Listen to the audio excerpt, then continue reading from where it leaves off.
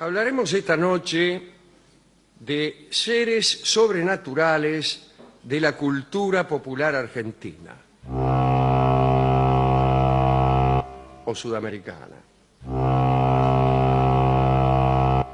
Cuidado porque da miedo esto. ¿Da Mete miedo? mucho miedo, da mucho miedo. Y especialmente siendo como es hoy, viernes a la noche.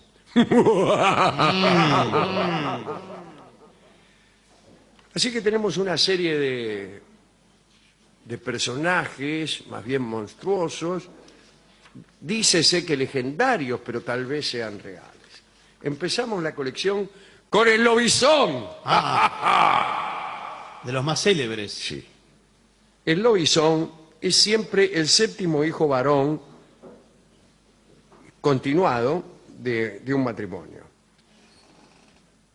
El séptimo hijo varón es lobizón, y si son 7 mujeres, bruja. La séptima será bruja. Se dice que la única manera, aquí en Argentina, se dice que la única manera de evitar que un séptimo hijo consecutivo sea lobizón es hacer que el presidente de la nación sea su padrino. Ya casi nadie cree en eso, pero Ya casi nadie tiene 7 hijos varones consecutivos. eso es lo que pasa también. Yo conocí varios séptimos hijos varones, muchos de los cuales se llamaban Juan Domingo. Ahora no sucede eso por razones que son obvias. La representación más frecuente del lobizón es bajo la forma de un perro negro, de orejas desmesuradas. Bueno, su color suele ser bayo o negro, es como un lobo, vamos. Sí. La transformación no ocurre en cualquier momento, no. Exactamente a las 12 de la noche del viernes. Y a veces también la del martes, cuando por alguna razón el séptimo hijo varón se equivoca. Un rato antes de la medianoche, el hombre siente necesidad de ganar el monte y ahí, a la hora señalada, se arranca la ropa, da en el suelo 3 vueltas de carnero, mientras reza un credo al revés. Sale entonces de correría hasta que el canto del gallo lo devuelve a su condición humana. Los lugares preferidos del lobizón son los chiqueros, los gallineros y corrales, donde busca excremento, su más preciada comida.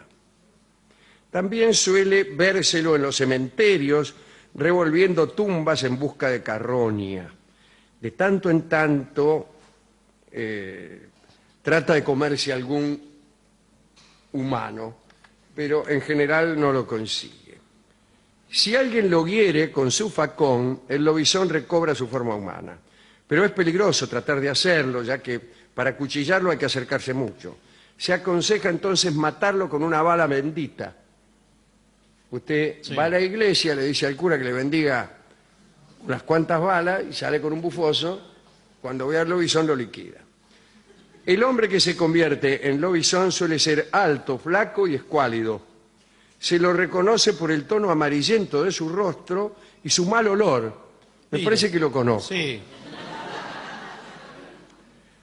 Es descuidado en el vestir y de carácter huraño e intratable. Todos los sábados cae en cama, enfermo del estómago. Bueno, con todas las porquerías que comió a la noche. Sí. Anda por los gallineros. Claro, ¿qué quiere? Ese es el lobizón. No debe confundirse con el hombrizón, que es lo contrario del lobizón. Sí. Es decir, es el séptimo hijo Macho de de unos lobos, que el viernes a la noche se convierte en hombre. Sí. Pero debe ser parecido. No, es más bien diferente. Por ejemplo, en vez de ganar el monte, gana el centro. Claro. Y busca también, anda las comidas chatarra, todo eso. Claro, anda por las... Más o menos sí. lo mismo, tiene razón. Segundo monstruo, la luz mala.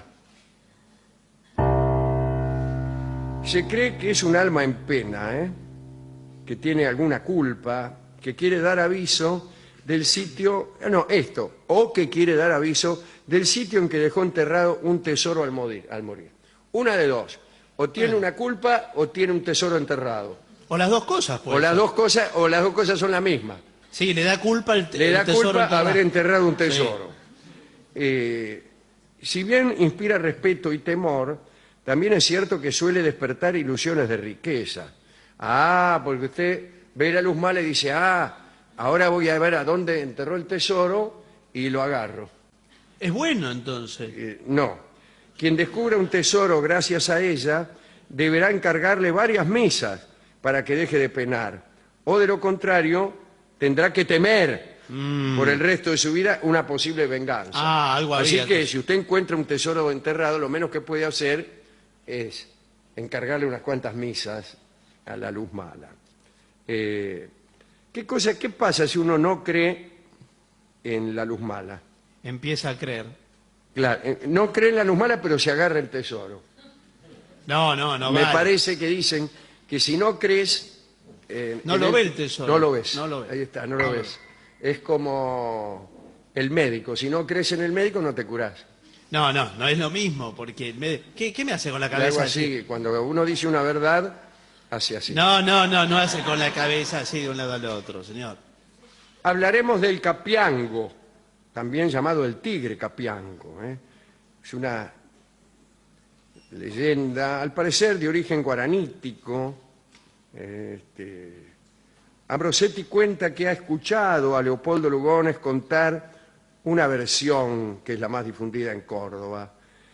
Se trataba de dos hermanos que vivían en el monte y uno de ellos, sin que lo supiera el otro, se transformaba en tigre echándose en la boca unos granos de sal y revolcándose en la piel de un tigre que tenían ahí, ¿no?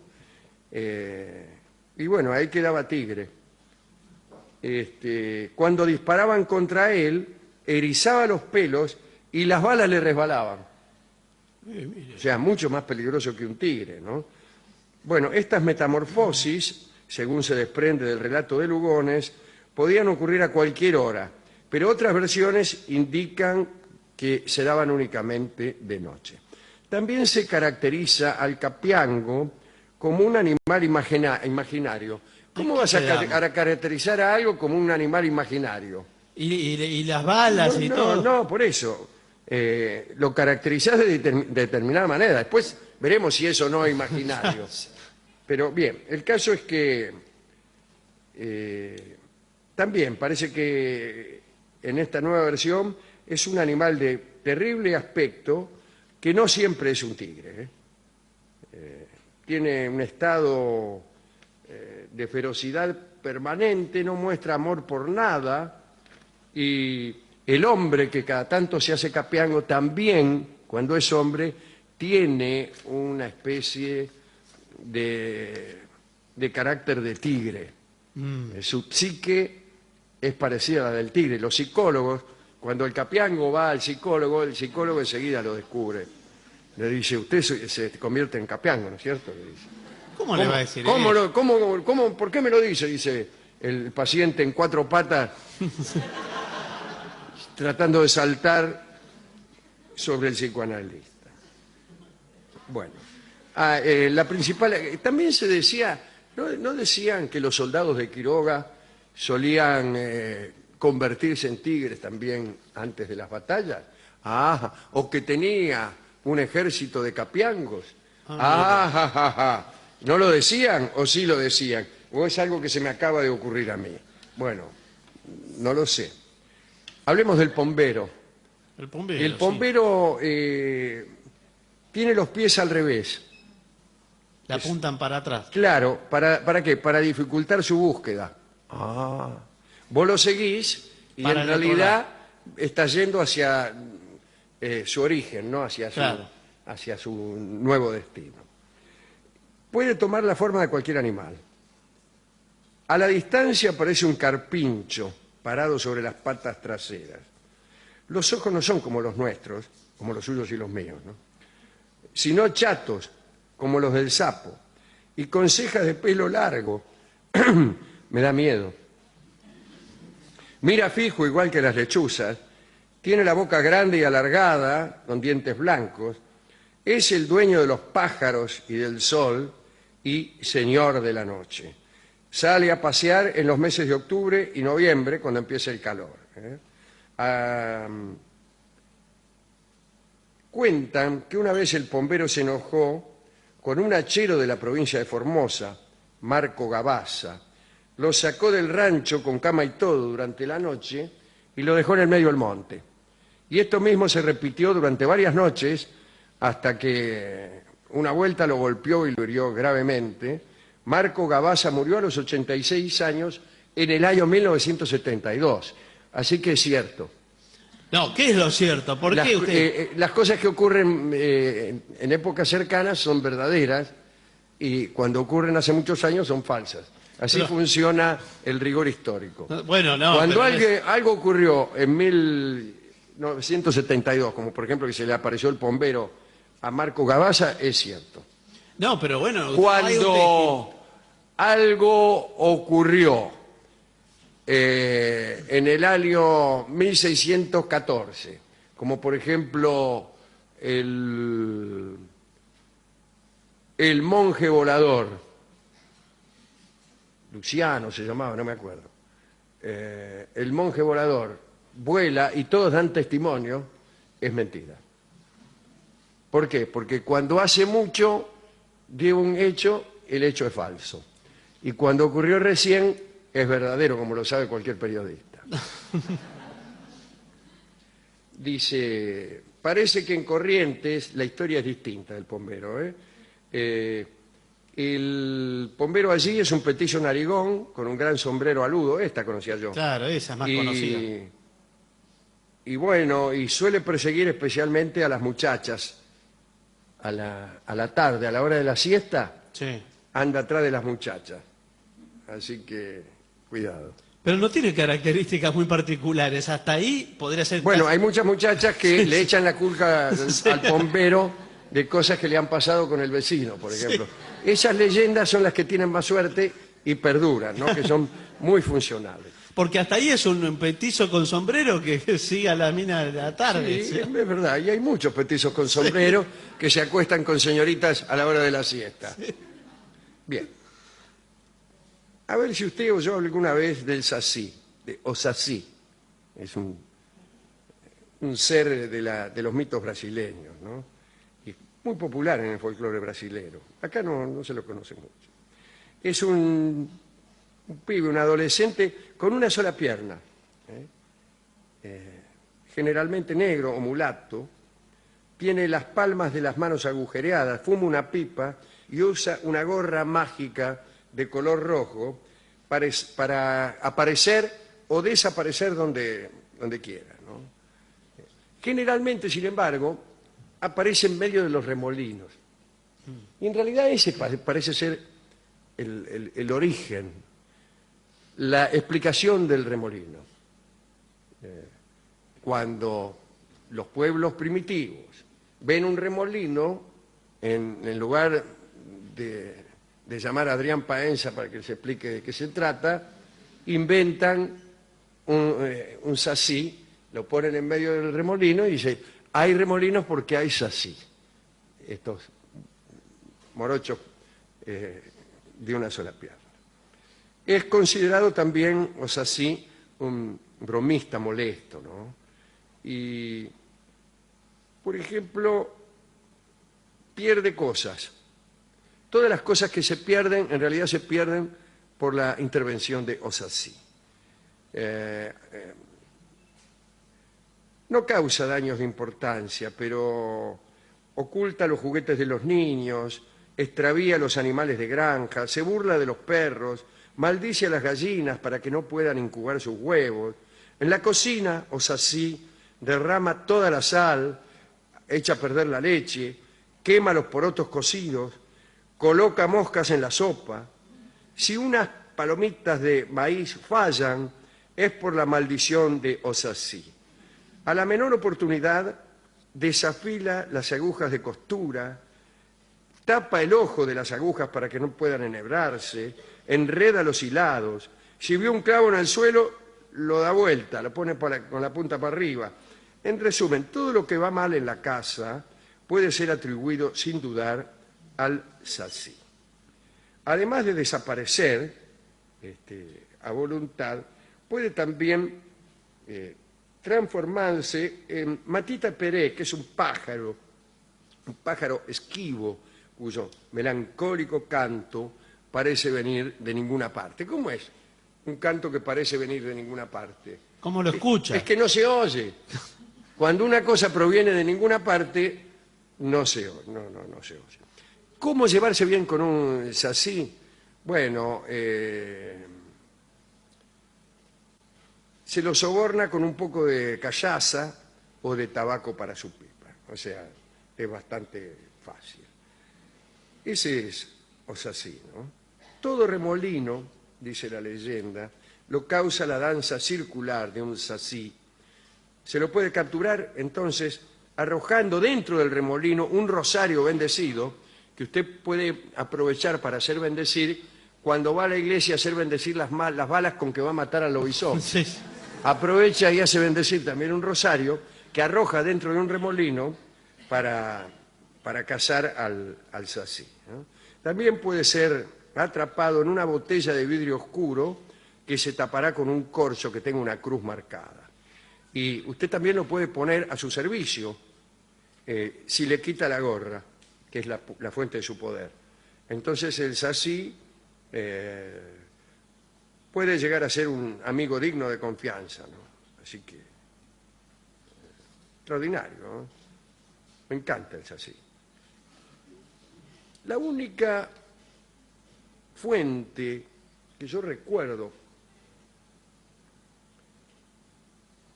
de aventuras del sasí son los libros de Monteiro Lobato, Ah, sí. un extraordinario escritor brasileño que escribía libros para niños que nadie ha leído. La única persona que yo conozco que ha leído los libros de Monteiro Lobato es la presidenta de la Nación, que alguna vez mencionó a Lobato. Todos los muchos intelectuales y buenos lectores que yo conozco no lo conocen. Aquí, por ejemplo, en el programa hablamos alguna vez de Lobato y allá muy cada tanto algunos decían, sí, yo lo leí, y una vez uno me regaló Las 12 hazañas de Hércules, que es uno de los libros que ha escrito Lobato. Todas las aventuras transcurren en una estancia brasileña que se llama, en una fazenda brasileña, no fazenda, en una granja, que se llama el Venteveo Amarillo, cuya dueña es doña Benita, que es la abuela de dos chicos aparentemente huérfanos, que se llaman Perucho y Naricita. Y hay otros personajes ya más surrealistas, como por ejemplo Emilia, que es una muñeca que habla, que ha cobrado vida y que es una niña muy mala, ¿no? En realidad, muy malintencionada, pero muy simpática. Un choclo parlante, que es el vizconde de la Mazorca, y una esclava, una antigua esclava llamada Anastasia, que cuenta cuentos. Pero cada libro de los que escribió Lobato es una aventura y un viaje épico que consiguen hacer los niños gracias a los polvos de Esmerdis o Perlimpimpín, que como todos sabemos son recursos mágicos para poder viajar a través del tiempo y del espacio. Y entonces viajan a otros planetas, a otras épocas, a la época de los griegos, a la época de Amstaden, aquel alemán que llegó al Brasil y que casi se lo morfan o se lo comieron los habitantes de ahí, qué sé yo. Bueno, hay cuestiones filosóficas y científicas tratadas con mucha gracia. Hay un libro que se llama La llave del tamaño, en donde se inventa un mundo que ha cambiado bruscamente de tamaño, pero nadie se da cuenta porque todas las cosas han variado el tamaño y entonces No se la perciben gente no las se magnitudes. percibe. Sin embargo, en aquel libro llamado El regreso de los brujos, que tuvo tanta fama hace muchos años que ahora nadie conoce, Pauwels y Vergier dijeron que todas esas historias donde el tamaño de las cosas aumentaba súbitamente o disminuía, podía detectarse fácilmente.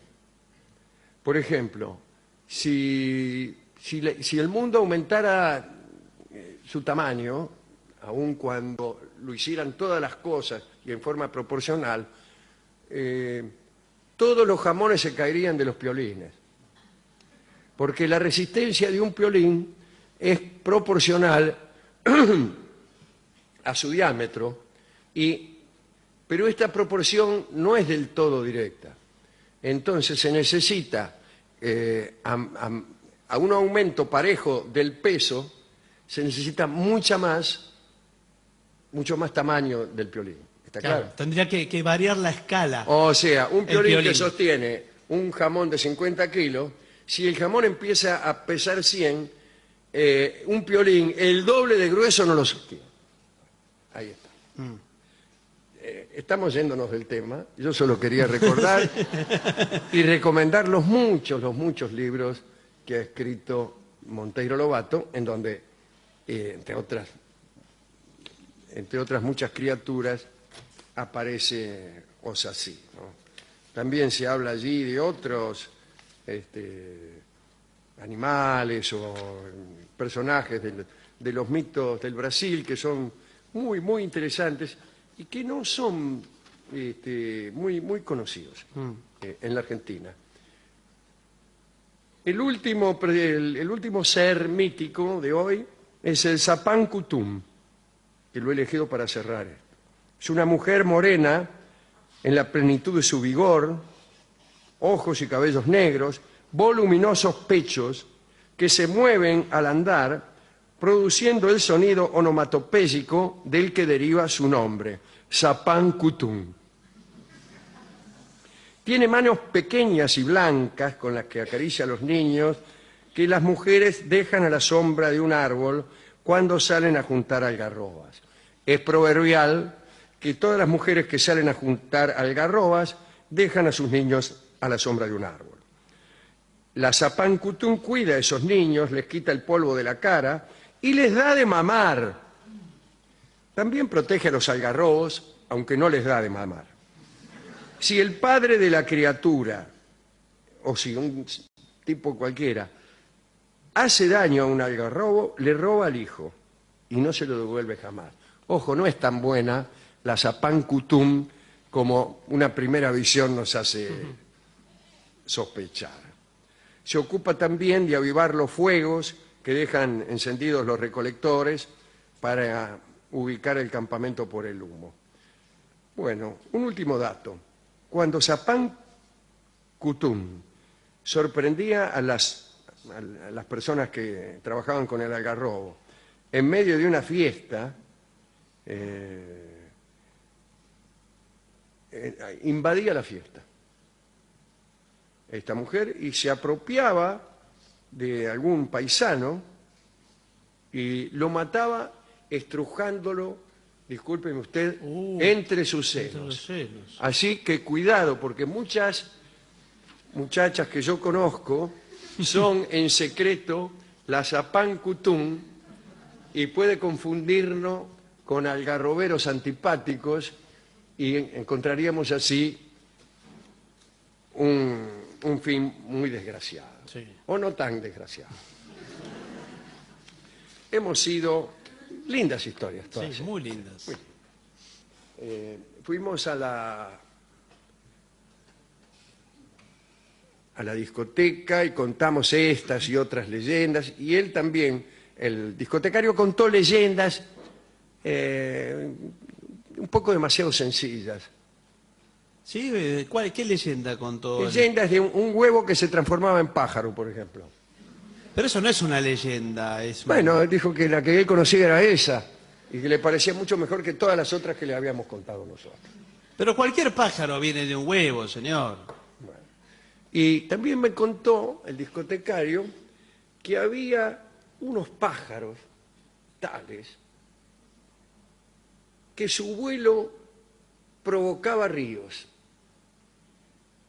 Se ponían a volar unos pájaros con perseverancia, siempre en un mismo rumbo, durante largos años, y al cabo de las edades, en la tierra, exactamente debajo de la ruta establecida del cielo por los pájaros, crecía un río. Y me dio como ejemplo un río que se llama justamente Río de los Pájaros, que es un río de la Argentina, y que es el río que también da el nombre a la República Oriental.